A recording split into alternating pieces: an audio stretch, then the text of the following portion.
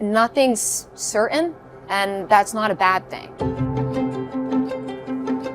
I think it's important to still travel because it offers you different perspectives and it reminds you that what's going on in your small part of the world isn't everything.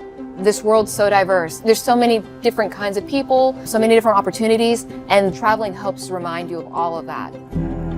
It's allowed me to realize how connected we are to the rest of the world and that our problems are not as unique as the media might make them out to be. A lot of countries go through political turmoil where their people feel divided and alienated, but like in the beauty of Vietnam, you know, you can become unified. You can find a common ground.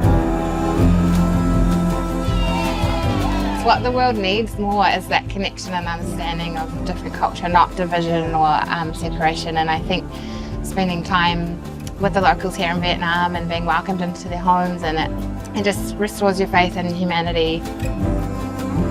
You just don't know what's around the corner, so sometimes it's like if you can do the trip, just do it, just book it.